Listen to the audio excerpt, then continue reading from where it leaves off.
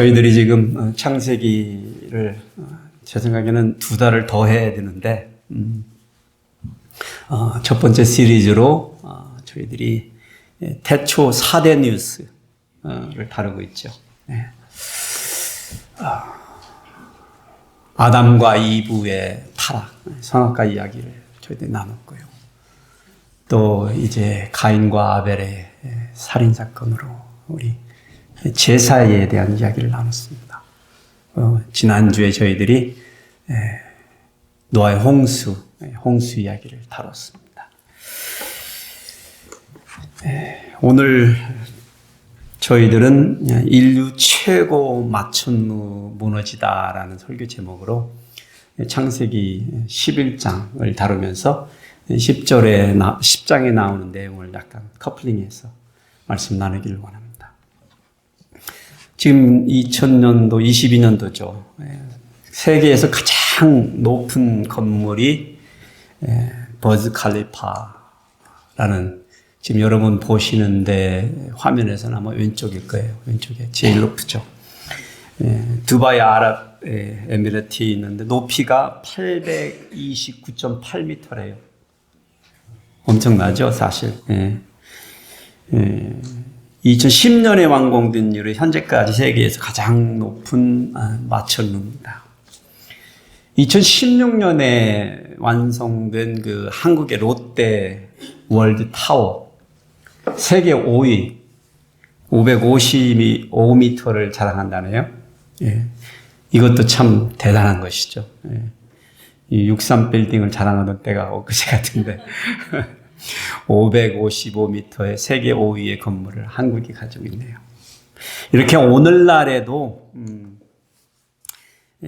세계적인 마천루들이 각광을 받는 이유가 국가의 브랜드와 도시 경쟁력을 상징해 주기 때문에 그렇습니다. 그리고 오늘 키워드는 마천루입니다. 마천루. 근데 재밌습니다. 마가 긁을마, 영어로는 scrape. 그 다음에 하늘천, 하늘, sky. 높은 루, 타워. 이걸 한자로 풀어도 그렇고 영어로 풀어도 그렇고 오늘 우리가 다루려고 하는 그 바벨탑의 하늘을 찌른, 하늘을 긁은 마천루, 이 뜻이 참 한자로 어쩌면은 바벨탑을 묘사해주고 있지 않나 하는 그런 글자입니다. 그래서 오늘 키워드를 마천루로 정했습니다. 우리 인간 역사에 반복적으로 일어나는 아주 심각한 인간의 죄성을 상징해 주는 게 바벨탑입니다. 인간 우상숭배입니다. 인간 우상숭배. 그래서 오늘 교독은 1절에서 이제 9절까지 하시는데, 옛날에 한국에서 63빌딩 가보신 분, 63빌딩 가보신 분, 아니면 젊으신 분들, 요즘에 롯데월드 가보신 분들이 한번 먼저 읽으시고, 아이고, 가고는 싶었는데 못 가봤다 하시는 분들이 나머지 읽으시면 되겠습니다. 창세기 11장 1절에서 9절. 자, 시작하겠습니다. 시작. 온 땅의 언어가 하나요, 말이 하나였더라.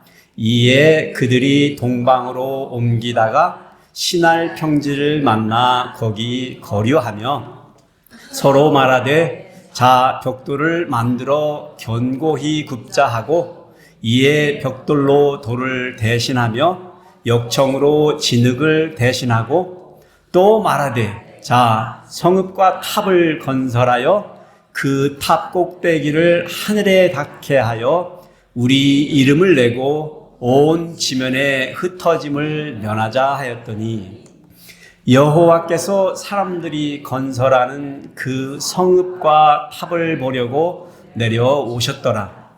여호와께서 이르시되, 이 무리가 한 족속이요 언어도 하나이므로 이같이 시작하였으니 이후로는 그 하고자 하는 일을 막을 수 없으리로다. 자, 우리가 내려가서 거기서 그들의 언어를 혼잡하게 하여 그들이 서로 알아듣지 못하게 하자 하시고, 여호와께서 거기서 그들을 온 지면에 흩으셨으므로 그들이 도시를 건설하기를 그쳤더라. 다 같이 함께 읽으시겠습니다. 그러므로 그 이름을 바벨이라 하니 이는 여호와께서 거기서 온 땅의 언어를 혼잡하게 하셨음이니라. 여호와께서 거기서 그들을 온 지면에 흩으셨더라. 아멘. 오늘 본문의 1절에 보시면 온 땅의 언어가 하나요, 말이 하나였더라라는 말로 저자 모세가 이 장을 시작을 하고 있습니다. 온 세상이 한 언어로 한 족속으로 이루어져 있는 상태였다라는 것을 말하면서 사실은 이 사건의 결말이 어떻게 이루어질지에 대한 힌트와 암시를 주고 있습니다. 여러분, 지난주에 노아의 8 식구들이 탄 방주가 아라랏 산 중턱에 걸쳐진 것이 홍수 5개월 만에 였다라는 걸 기억하실 것입니다. 딱 5개월 만에 아라랏 산 중턱에 걸쳐지게 된 거예요. 그런데 방주에서 그들이 나온 것은 노아 601세 2월 27일이죠. 2월 27일. 정확하게 1년 17일을 있다가 나왔다고 그랬습니다. 그들이 정착한 곳이 그러니까 생각을 해보시면 아라랏산 어딘가에 처음에는 정착을 하려고 시도를 했었을 것이라는 것이 여러분이 생각할 수 있는 바입니다. 아라랏산이 여기에요. 지금 현재 아라랏산이라고 불리고 있는 중동에서 가장 높은 산입니다. 예. 근데 오늘 본문을 보시면은 이렇게 내려왔다는 얘기가 없어요. 북에서 남으로 내려와서 이렇게 동으로 갔어야 되는데 오늘 본문에서는 동방 쪽으로 동쪽으로 사람들이 옮겨가다가 신할 땅, 지금 여러분이 보시는 화면에 그 마지막 화살표에 바벨론이라고 적혀 있는 그 지점에 정착을 했다는 것입니다. 사실 이 화살표를 이렇게 따라가다 보면 티그리스와 유프라데스 강 줄기를 타고 풍부한 옥토가 이루어지는 지역이기 때문에 여러분이 그 잘 아는 메소포타미아 인류 세계사의 문명의 최초 문명지로 여러분이 세계사에서 배운 그 지역에 대한 이야기가 되는 것입니다. 바로 그 메소포타미아 문명지의 심장부가 바로 지금 이 오늘의 본문의 사건이 이루어지는 곳입니다. 왜 그곳이 세계 인류사의 문명지의 최초의 장소인지를 여러분들이 이제 성경과 맞추어서 세계사가 맞물리는 이야기가 되는구나를 아실 수 있습니다. 그런데 오늘의 본문을 좀 이해를 잘 하시기 위해서는 10장에서 다루고 있는 족보, 노아의 세 아들들에 대한 족보의 이야기를 참조를 좀 하셔야 돼요. 여러분, 족보를 읽는 거를 좋아하는 사람은 아무도 없으시죠? 그냥 누가 누구를 낳고 누가 누구를 낳고 이런 이야기가 계속 나오는데 사실 한 구절 속에 몇 사람의 이름을 나열하죠. 무심하게 나열하고 기록하고 나가는 그런 족보인데 여러분들이 잘 관찰하시면은 그런 내용의 흐름 속에서 유독 눈에 띄는 한 이야기가 거기에 제가 볼 때는 인서시 되어 있다라는 것을 발견하실 것입니다. 그래서 족보도 건너뛰면서 읽으면 안 돼요. 지루하지만 읽다 보면 거기에는 마치 보물찾기 하는 것처럼 보물들이 숨겨져 있습니다. 보물들이. 여기에 10장에서는 8절에서 14절까지 무려 6절을 할애해가지고 한 사람에 대해서 이야기를 하고 있어요. 이게 말이 안 되는 족보죠. 보통 족보는 한 구절에 누가 누구를 낳고 이렇게 적어도 2-3사람의 이름이 나오는데 한 사람을 6절을 할애해가지고 얘기를 하고 있다는 거예요. 아주 특별한 사람이죠. 근데 저자가 이것을 굉장히 의도적으로 10장에다가 해놓고 이 사람하고 연관된 이야기가 11장에서 나오는 거예요. 그러니까 10장은 노아의 세 아들들의 후손들의 이야기인데 사실은 오늘 본문에서 벌어지는 바벨탑 사건의 전후로 해서 벌어지는, 제가 전후라고 그랬습니다. 그러니까 전후에 결론적인 이야기를 하고 있는 거예요. 노아의 후손들이 흩어져 모든 족속들의 조상이 되고 그들이 각기 다른 언어들을 사용했더라. 결론입니다. 이게 오늘 본문의 결론이기도 해요. 이해가 되셨죠? 그런데 이 저자 모세가 한 사람을 유독 길게 설명하고 있는데 그 사람이 함의 아들 구스라는 사람인데 그 구스의 아들이에요. 예. 함의 아들 구스의 아들. 그러면 노아의 증손자. 그렇죠? 증손자죠. 예. 이 사람 이름이 느므롯이라는 사람이에요. 느므롯. 모세가 그 사람을요 세상의 첫 용사다라고 표현했습니다. 예. 강력한 워리어, 강력한 자, 용사라고 표현한 거예요. 히브리 단어 기뽀르라는 단어를 썼는데 그게 강력한, 아니면 강력한 자, 용사 이렇게 번역할 수 있는 단어예요. 그런데 그 다음 구절이 그 사람의 실체를 좀 더 암시해 줍니다. 사람들이 그를 용감한 사냥꾼이라고 불렀다라는 거예요. 여기에서 용감한은 똑같은 단어예요. 기뽀로. 용사라는, 강력한 자, 강력한. 그러니까 강력한 사냥꾼이었다라고 불렀다는 거예요. 근데 여러분, 사냥꾼, 짐승을 잡는 사람인가 보다 그렇게 생각하면 이 맥락이 안 흘러갑니다. 근데 옛날에는, 고대 사회에서는 강력한 사냥꾼은 어떤 사람이었을까요? 싸움을 아주 잘하는 장군이었을 것입니다. 예. 그래서 사냥이라는 것을 비유해서 그 사람이 얼마나 강력하고 폭력적이고 그런 폭군적인 사람이었는지, 무자비한 사냥꾼이었는지를 우리가 유추해낼 수 있습니다. 물론 성경에 나온 단어들로만 보면 그냥 유명한 강력한 사냥꾼이었나 보다라고 생각하기 쉽지만, 그런데 저자가 또 재밌는 걸 붙여놨죠. 후대 사람들이 니므롯을 불러서 말할 때 그렇게 얘기했는데, 후대 사람들이 니므롯 같은 사람, 그러니까 사냥을 잘하고 또 싸움을 잘하는데 폭력적인 사람을 가리켜서 이 아무개는 여호와 앞에 니므롯같이 용감한 사냥꾼이다라고 비유해서 그렇게 말했다라는 거예요. 예. 비유적으로 폭력적인 사람을 그렇게 니므롯 같은 놈이라고 한국말로 번역을 해보자면 그렇게 말을 했다는 거예요. 예. 그래서 그는 아마도 강력한 군주, 제국의 군주이면서 폭군이었을 것입니다. 그가 자신의 거대한 권력과 세력을 동원해서 신할 땅에 레센을 지었다라고 나옵니다. 레센. 원어적으로는 우리가 이해가 안 되는 말이지만 그 뜻은 성체입니다. 성체. 성들입니다. 성들. 성읍을 건설했다는 거예요. 성체, 성읍을 건설했다. 이게 10장 12절에 나오는 이야기예요. 그런데 이게 11장하고 연결이 되는 내용이에요. 이 사람이 분명 니므롯이 11장에 나오는 사람일 거다라고 말할 수 있는 이유가 거기에 있습니다. 사실 아마도 이 사람은 인류 최초의 제국을 기록한 군주였을 것입니다.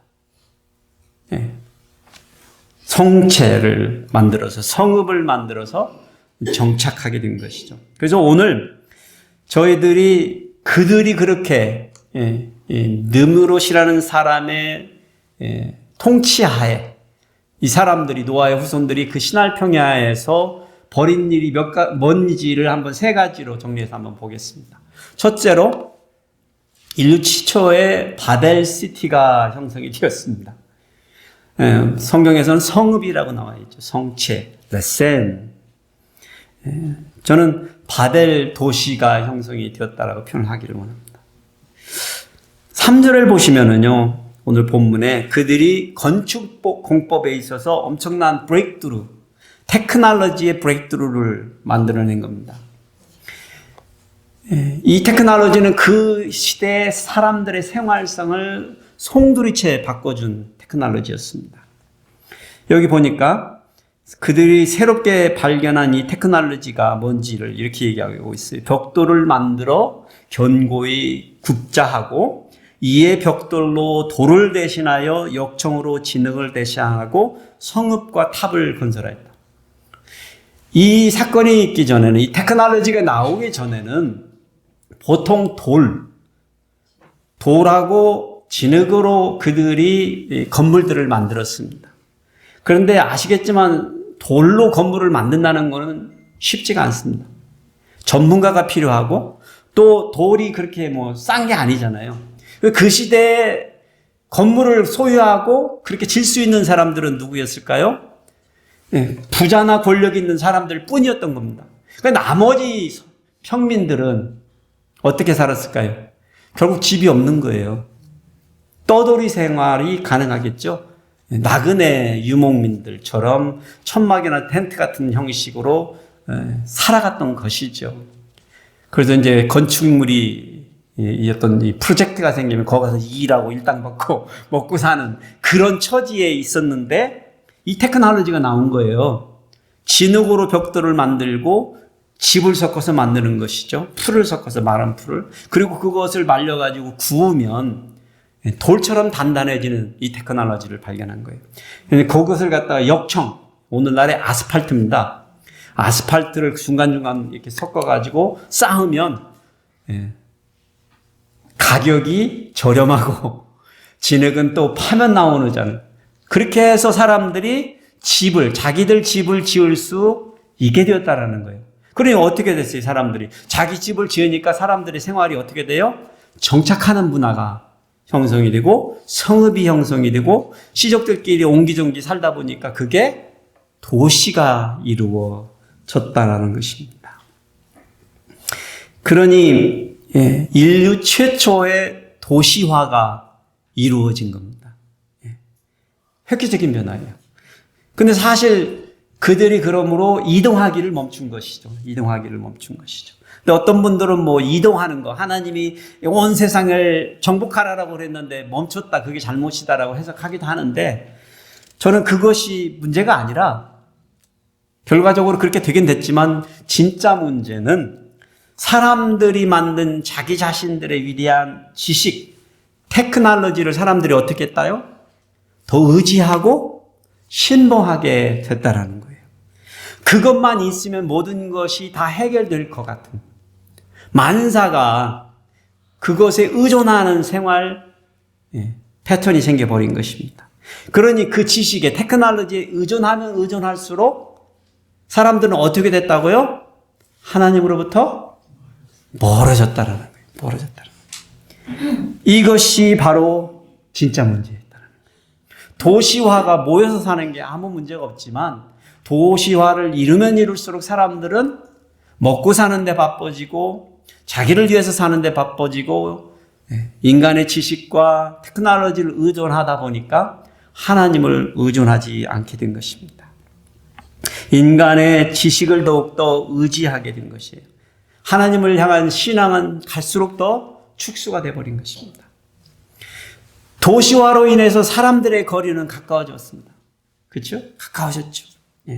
생활도 편리해졌고 생활권이 안전해졌습니다. 안전해졌습니다. 그런데 사람들은 하나님으로부터 멀어져 버렸어요.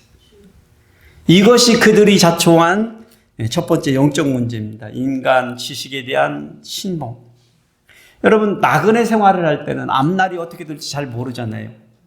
그러니 날마다 걱정, 근심하겠죠. 염려하겠죠. 그러니 누구를 찾겠어요? 하나님을 더욱더 찾는 생활을 하게 된다는 것이죠. 그런데 성읍에 안주하면서부터 하나님으로부터 멀어진 그들이었던 것입니다. 그러니 여러분, 우리들도 그래서 늘 우리는 순례자의 삶을 살아야 되겠다라는 생각을 가져야 돼요. 비록 우리는 정착하고 살지만 이게 내 집이 아닌 것처럼 이게 내가 영원히 살 곳이 아닌 것처럼 언젠가 나는 떠날 수 있는 순례자다. 내가 되돌아가야 될 본향이 있는 사람이다라는 생각을 가지고 사는 것은 중요합니다. 그러면 늘 셋의 아들 에노스처럼 여호와의 이름을 부르고, 예. 하나님과 늘 동행했던 에녹처럼 하나님과 함께 하기를 자발적으로, 능동적으로, 열정적으로 추구하면서 사는 저와 여러분이 되셔야 합니다. 두 번째로 있었던 일은 인류 최초의 바벨 타워가 세워졌습니다. 바벨 타워. 많은 분들이 성경을 몇 가지 읽으셨던 분들이 기억하는 것은 이 본문을 바벨 탑이라는 것만 기억을 하십니다.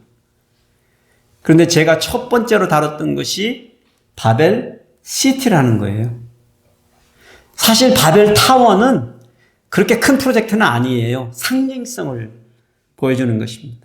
그러니까 니무롯이 계획했던 어떤 도시화가, 도시 계획이 어느 정도 이루어지고 그 완성을 셀러브레이트 하기 위해서 아마도 바벨 타워를 짓기 시작했을 거라는 게 제 생각입니다. 성경은 본문은 얘기해 주고 있지 않습니다. 벽돌을 발명하면서 건축 시간과 인력과 물질이 전략되고 건축을 높이 쌓을 수 있고 인간은 자부심과 자신감을 찾게 된 것이죠. 그런데 사람들은 그래서 성읍을 짓는 데서 그치지 않은 거예요. 자신이 이룩한 이 과업을 전 세계 만방에 알리고 싶은 거죠. 그래서 프로젝트를 시작한 거예요. 바벨 타워, 바벨 탑을 지차고.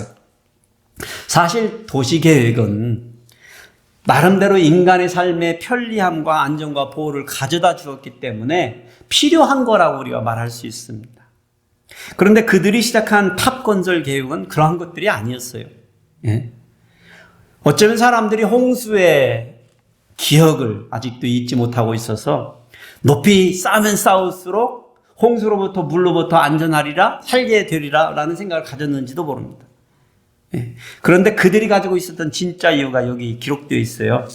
오직 인간의 성취에 대한 영광을 드러내려는 인간의 심리에서 비롯되었습니다. 4절 후반부가 이렇게 얘기해 줍니다. 그 탑 꼭대기를 하늘에 닿게 하여 우리 이름을 내고. 그렇습니다. 그들은 단지 그들 자신들의 이름을 내고자 자신들의 영광을 세상에 공공연하게 선포하고자 이 일을 추진했다는 것이죠. 인간 성취를 셀러브레이트 하기 위해서 드러내고자 이 일을 추진했다는 거예요. 근데 사실 이러한 인간의 심리는 없어지지 않았습니다. 오늘날에도 지금 계속 이 마천루의 경쟁이 끝나지 않고 있습니다. 두바이에 있는 버즈 칼리파가 가장 높은 최고층 건물이지만 언젠가는 바뀔 것입니다. 사우디아라비아에 사실 지금 2013년부터 짓기 시작한 제다 타워라는 건물이 있습니다. 제다 타워. 그 목표가 높이가 1km를 넘습니다. 1000m를 넘습니다. 세상에서 처음으로 1000m를 넘는 건물이나 무슨 스트럭처가 지어질 것입니다. 최초의 그야말로 하늘을 찌르는 마천루가 될 것입니다. 그런데 불행인지 다행인지 저유가 시대와 코로나 직격탄을 맞아가지고 지금 현재 40% 완성이 밖에 안 됐는데 미완성 건물이에요. 자본이 딸려서 지금 못 올라가고 있어요. 그런데 하여튼 이 피 흘리지 않는 이 마천루의 경쟁은 끝날 거다 안 끝날 거다? 안 끝날 것 같습니다. 계속해서 올라갈 것 같습니다. 그런 이유가 뭐라고요? 온 세상의 모든 사람들에게 내 이름을 내고자 하는 목적 그 하나뿐이라는 거예요. 그러니 니무롯과 그 사람들이 하나님을 치고 올라가 인간의 영광을 드러내려고 하는 이 시도가 문제였다는 것이죠. 하나님께 도전하는 거죠. scrape sky, scraper, 하늘을 긁어 하늘을 찌러 도전하는 것이죠. 이것이 그들이 자초한 두 번째 영적 문제입니다. 인간 성취에 대한 교만입니다. 우리는 어느 누가 성공했다고 하면 그 사람이 인생 전체에 성공한 것 같은 착각으로 그 사람의 삶을 동경합니다. 그런데 우리는 그것이 잘못된 시선이라는 것을 너무나 잘 알고 있어요. 겉으로 드러나는 성공, 하늘을 찌르는 바벨탑은 절대로 인간의 위대함을 보여주지 못합니다. 하나님이 인간을 사랑하신 까닭은 우리들이 하나님의 형상을 가진 까닭입니다. 하나님 우리를 사랑하신 까닭은 우리가 어떤 능력이 있어서 사랑해 주시는 게 아니란 말입니다. 우리가 무엇을 성취해서 우리를 사랑해 주신다는 얘기가 아닙니다. 우리가 하나님을 닮았습니다. 그러니 여러분, 우리는 인간의 덧없는 성공을 기념하는 탑을 쌓는 인생을 살아서는 아닙니다. 어떤 유산을 남긴다, 레거시를 남긴다라는 표현이 고상하긴 하지만 오히려 어떤 면에서는 아무것도 남기지 않고 가는 삶이 어쩌면 깨끗하고 멋있는 삶일 수도 있습니다. 네. 우리가 남기려고 하는 그것이 만일에 내 영광을 드러내고자 하는 것이고 그것이 하나님의 영광을 가리는 일이라면 어쩌면 아무도 모르게 가는, 마치 모세가 그리했던 것처럼 산에 올랐지만 그가 어디에서 어떻게 죽었는지. 참 흥미로운 거는 후세 사람들은 모세의 묘를 찾아가지고 가보시면 만들어 놨습니다. 관광지가 되어 있죠. 그래서 우리는 인간의 덧없는 성공을 기념하는 그런 탑을 쌓는 인생을 살기 위해서 허비하면 안 됩니다. 아무리 바쁘고 수고롭게 살아도 땀 흘리게 살아도 만일에 그런 목적으로 인생을 산다면 헛것입니다. 여러분, 노아가 홍수 방주에서 나와서 처음 한 일이 하나님께 제단을 쌓았죠. 우리는 살아남았다 바벨탑을 쌓은 게 아니죠. 먼저 제단을 쌓는, 늘 그렇게 낮은 곳에서 하나님을 먼저 만나시는, 그러기를 원하시는 저와 여러분이 되시기를 축복해드립니다. 세 번째는 인류 최초의 바벨 제사가 드려졌습니다. 그런데 이것은 인간 스스로를 예배하는 우상숭배입니다. 이 이야기 부분에 있어서는 약간의 고고학적인 고증이 필요한 그런 해석을 해야 되는 부분입니다. 여러분이 오늘 본문을 읽으면서 어떻게 이런 결론이 나왔지? 이렇게 하실 수 있는 부분입니다. 한번 들어보시기 바랍니다. 우리는 이 이야기의 끝이 하나님께서 그 탑을 보려고 내려오셨나요? 성읍과 탑을 보려고. 성읍을 꼭 주지하시기 바랍니다. 성읍과 탑을 보려고 내려오셨는데 하나님이 하신 일이 충격적입니다. 하나님이 이것들이 한 족속이다가 한 언어를 쓰니까 이 짓을 했구나. 그렇게 말씀을 하시면서 이것들을 흩어버리랴 이렇게 하시면서 언어를 혼잡하게 했다라는 것이죠. 하나님이 어떻게 사람들의 언어를 흩으실 수 있을까? 옛날에는 제가 그걸 잘 몰랐는데 여러분에게 주어지는 성령의 은사 중에 방언하는 은사가 있습니다. 방언을 하시는 분들이 이것이 얼마나 가능한지를 잘 아십니다. 그냥 하나님이 원하시면 내 혀를 그냥 1mm 10분의 1만 옮겨 놓으셔도 그 다음부터 나오는 모든 소리는 내가 내고자 하는 소리가 아닙니다. 내가 같은 말을 해도 다른 소리가 나옵니다. 그렇게 하셨을 거예요. 그냥 사람들의 혀의 위치를 바꿔버리신 거예요. 그냥. 그러니까 그들이 하는 말을 서로가 알아들 수가 없었던 것이죠. 그러니 그들이 도시를 짓는 것을 멈추고, 본문을 보시면 탑을 짓는 걸 멈췄다는 표현보다는 도시를 짓는 걸 멈추고 흩어졌다는 거예요. 그래서 그들이 각기 다른 민족의 조상이 되고 각기 다른 언어를 사용하게 되었다라고 10장이 결론을 얘기를 해준 겁니다. 자, 그러면 우리 인간들의 도시화 아니면 그 기념비를 세워서 타워를 만드는 게 뭐가 그리 문제냐고 여러분이 생각할 수도 있겠습니다. 그러니까 사실 예나 지금이나 인간이 도시를 만들고 타워를 만드는 진짜 이유가 따로 있기 때문에 그렇습니다. 인간이 지식을 신봉하고 인간의 이름을 드러내고자 하기 때문이라고 이미 서론에서 다뤘지만 그 이면에 또 다른 것이 있다는 거예요. 하나님께서 그들을 흩어버리시는 그 이유의 면에는 여기에서 말해지고 있지 않는, 사실 사람들이 도시를 만들고 타워를 만들고 했던 이유들은 사실은 니므롯이 그 땅의 백성들을 효과적으로 효율적으로 어떻게 하기 위해서, 지배하기 위해서 세운 전략이었다라는 거예요. 오늘날의 도시화도 여러분, 우리는 안 그런 것처럼 자꾸 도시로 가고 있는데 왜 그렇게 할까요? 그 도시를 짓는 누가 도시를 짓죠? 여전히 현대사회에서도 돈 있고 권력 있는 사람들이 도시를 만듭니다. 우리는 전원에서 살고 싶은데, 큰 집에서 넉넉하게 살고 싶은데 왜 그 좁은 아파트로 기어 들어가서 살려고 할까요? 그것은 있는 사람들의 전략에 우리가 맞물려서 살 수밖에 없는 생활 패턴이 되었기 때문에 그렇습니다. 그런데 바벨이라는 이 바벨탑과 이 바벨 시티의 문제는 사실 바벨이라는 그 단어에서부터 힌트를 주고 있습니다. 이 바벨이라는 단어는 바벨론어로 바벨란이라는 이 번역인데, 이 단어가 아카디아, 수메르 사람들의 말 언어에서 온 건데, 카딘킬라라는 단어를 번역한 단어래요. 저도 뭐 언어학자가 아니니까 몰라요. 그냥 찾아본 내용으로 보니까. 아카디아, 수메르인들의 언어를 번역한 뜻으로, 그 말이 아카디어 말로 뭐냐면 신의 문이라는 말. 신의 문. 바벨. 그러니까 하나님 전 앞에라는 것이죠. 네. 그런데 여기서 나오는 신이, 그런데 우리가 익숙히 아는 창조주 하나님이 아니라는 데 문제가 있습니다. 예. 이 신이 그 수많은 무슨 신이에요? 우상신이라는 거예요. 우상신이라는 거예요. 이제 우리는 왜 하나님께서 그리 분노하셨는지를 약간 알게 되셨습니다.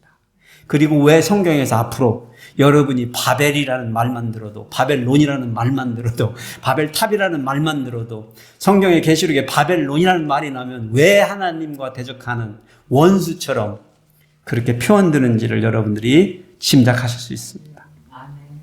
바벨 성읍과 바벨탑의 문제는 그 노아의 후손들이 하나님과의 관계에 있어서 문제가 생겼기 때문입니다. 그것을 암시해 주는 거예요. 그들이 하나님을 떠난 상태에 빠졌다라는 거예요. 네. 이런 결론에 대해서 증거 자료를 저는 오늘날 지난 100년 사이에 우리가 살고 있는 지금 현대사회에서 이루어지고 있는 일입니다. 오늘날 메소포타미아 지역, 이 문명 지역에 바벨론이나 우르크나 우르와 같은 주요 도시들을 발굴하고 있습니다. 지금 고고학자들이. 예. 그래가지고 지금 발굴된 지구라트라는 바벨탑 같은 것이 30여 개가 지금 현존합니다. 예.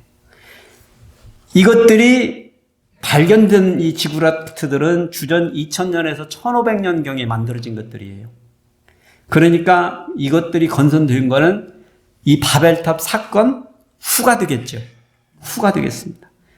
그런데 중요한 거는 이것들이 아마도 바벨탑을 모형을 삼아서 만들었을 거라는 거예요. 이 지구라트라는 거는 위로 올라갈수록 규모가 작아지는 형태입니다. 그런데 층계가 있어요. 그래서 계단을 타고 올라가게 돼 있는 거예요. 예. 그래서 올라가는 이렇게 형태의 탑을 만들었는데 이걸 뭘로 만들었다고요? 벽돌과 역청으로, 성경에 나와 있는 대로. 이게 이제 지구라트에 발굴되어 있는 모습을 지금 고고학자들이 그대로 보고 있는 것입니다. 그런데 모양은 조금씩 달라요. 각 지역마다. 그런데 한 가지 공통점이 있어요. 그 층계를 타고 쭉 올라가면 무엇이 있게요? 제일 꼭대기 층에 신당이 있다라는 거예요. 신당. 예. 우상신들에게 그들은 제사를 그 신당 제일 꼭대기에서 드릴 때 자기들의 신이 하늘에서 땅으로 내려와서 그곳에서 자기들에게 복을 주리라고 믿고 그렇게 우상 제사를 드렸다라는 거예요. 우상 숭배를 자행했다라는 거예요. 사실 여러분, 아담과 이브가 뱀의 꾀임에 빠진 것도 바로 하나님과 같이 된다라는 생각. 사실 우상 숭배를 우리는 어떤 신들이 있어서, 살아있는 신이 있어서 그것들에 가서 경배하고 절하는 것을 우상숭배라고 생각하는데 성경은 분명하게 말하고 있죠. 우상신들은 호흡도 없고, 그렇죠? 걷지도 못하고 뛰지도 못하고 살아있지 않는 나무, 돌, 철, 동, 금, 은으로 만들었으니 뭐라고요? 헛것이다. 하나님이 헛것인 걸 아는데 왜 그 헛것하고 이렇게 경쟁을 하시죠? 왜냐하면 우상 숭배하는 것은 결론적으로는 우리 인간을 숭배하는 결론이기 때문에 그렇습니다. 그래서 우상 숭배하는 사람들의 문제는 스스로를 숭배하는 것입니다. 스스로 신격화를 시키는 거예요. 이게 요즘 유행했던 뉴에이지 무브먼트의 결론입니다. 사람이 완전해지면 신과 같이 될 수 있다는 생각. 그런 인간들이 서로 연합해서 벌이는 일, 작당하는 일은 우상숭배를 한답시고, 특히 권력 잡은 사람들이 우상숭배를 통해서 하나님이 내려와서 우리에게 복을 주시니까 이 도시를 이루고 여기에 머물러서 생활해야 되는, 자기들의 권력 밑에서 지배당해야 되는 이유를 설명해 줄 때 사람들은 빠져들었겠죠. 예. 사람들이 그러한 일들을 할 때 그것을 보시고 하나님께서 어떻게 하셨다고요? 분노하시고 그 도시를 흩으시기로 작정하셨다는 것이죠. 여호와께서 거기서 온 땅의 언어를 혼잡하게 하셨습니다. 그것이죠. 예. 그게 바벨 시티하고 바벨탑이 흩어져 버린 이유입니다. 근데 재미있는 거는 모세 저자가 훗날의 사람들이 이런 일이 있었기 때문에 사람들이 바벨이라는 말을 쓸 때 바벨이라는 단어가 의미하는 또 다른 의미를 추가해서 사용했는데 그게 뭐냐면 혼잡하게 되었다, 혼동스럽다라는 것을 바벨이라고 표현한 거예요. 후세 사람들이 이런 일이 있었기 때문에 그 말을 설명해 주고 있는 거예요. 이렇게 해서 노아의 후손들이 각기 다른 지역에서 모든 종족들의 조상이 된 것이죠. 그래서 우리 한국 사람의 조상은 누구예요? 노아죠. 노아죠.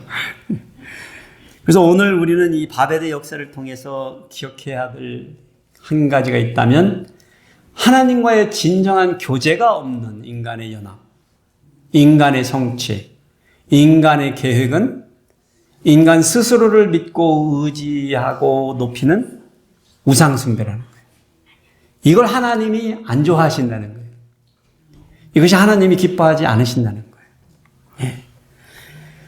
사실 우리는 노아의 아들들에 대한 족보를 남긴 모세의 기록을 이렇게 잘 찾아보면 노아의 아들이 야벳이라는 사람이 그 후손이 14명을 기록해 주고 있어요. 10장에 가보시면. 그리고 함에게 나온 후손을 30명을 기록해 주고 있어요. 그리고 셈에게서 나온 사람은 26명. 이걸 합쳐보면 70명이 나와요. 70명. 예. 70명인가 보다라고 그냥 넘어가기 참 쉬운데 사실은 이게 우연이 아니라는 거예요. 저는 분명히 말씀드리지만 노아의 후손 70명 이상이 됩니다. 빠진 사람들이 있어요. 그럼에도 불구하고 창조의 완전수 7과 인간의 완전수 10을 곱해서 70명이라는 숫자로 맞추어서 우리에게 제시해 주고자 하는 저자의 의도는 뭘까요? 그것은 세상에 있는 모든 종족, 우리 모든 사람이 다 노아 그 사람을 통해서 나왔다라는 것을 말해주기 위해서입니다. 사실 많은 분들이 어떻게 그렇게 빠질 수 있어? 몇 명이야, 2명이야 이렇게 얘기하지만 모든 족보는 사실 누군가의 이름을 빠뜨리고 있습니다. 재밌는 사실은 이번 주에 제가 우리 큰형님이 우리 가족 카톡에다가 우리 작은아버지 후손들의 기록이 족보에서 빠져있다. 좀 아는 사람 좀 찾아가지고 알려달라고 한국에다가 이제 SOS를 친 거예요. 네. 그러니까 족보를 정리하다 보니까 우리 집 거는 다 돼 있는데 우리 작은아버지 후손들이 빠져 있는 거예요. 이유들이 여러 가지 있어요. 한 가지 이유는 돈을 안 내면 안 넣어줍니다. 이 현대사회에서는. 쌀가마 몇 가마를 줘야 되는데 안 내면은 빠져요. 근데 성경에서도 여러분 성경의 족보에서도 많은 이름이 그렇게 빠진 연유가 있어요. 본 문제는 아니지만 사실은 다윗의 가문에서 영광스럽지 못한 후손들의 이름이 삭제된 케이스들이 있습니다. 저는 노아의 후손들은 사실은 어떤 의미에서는 메시지를 위해서 딜리시했을 거라는 생각을 갖습니다. 그래서 이 성경의 역사의 기록도 마찬가지인 것이죠. 그런 의미에서는. 노아의 대홍수의 사건을 통해서 저희들이 오늘 이 다른 인류 최고의 마천루의 이 흩어짐, 무너짐의 이 이야기를 통해서 우리가 기억해야 할 것은 하나님께서 인간의 죄성, 그것을 이미 알고 계시고 그 인간의 죄성을 어떻게 하시려고 하는지를 앞으로 펼쳐지는 모든 이야기 속에서 그것을 우리에게 전해주시기 위해서 태초에 4개의 커다란 사건들을 이렇게 뽑아서 우리에게 보여주고 있는 것입니다. 이 외에 말고도 수많은 인류의 역사의 사건들이 있었습니다. 있었을 것입니다. 그럼에도 불구하고 이 4가지를 통해서 우리에게 말씀해 주고자 하는 것은 우리 인간이 우리의 죄성을 우리 스스로 다룰 수 없는 것이구나라는 결론입니다. 한 사람 의롭고 완전했던 노아가 실수하게 되고 그 후손들이 다시금 실패하는 일을 기록해 주면서 여러분이나 제가 우리 인간 스스로를 숭배하는 일이 없도록 교만하지 않도록 그렇게 우리에게 오늘 또 경고해 주고 있는 것입니다. 그래서 우리의 믿음의 극치는요, 그래서 순종입니다. 능력이 아닙니다. 은사가 아닙니다. 기도와 찬양과 말씀도 아닙니다. 하나님께 순종하는 일입니다. 순종을 잃어버린 그의 모든 것은 결국에는 스스로를 숭배하는 우상숭배일 수밖에 없습니다. 그것을 가르쳐주기 위해서 우리는 이 창세기에 나타난 태초의 4대 뉴스들을 접했고 그 뉴스를 이렇게 크게 외치고 있는 거예요. 모세 저사는.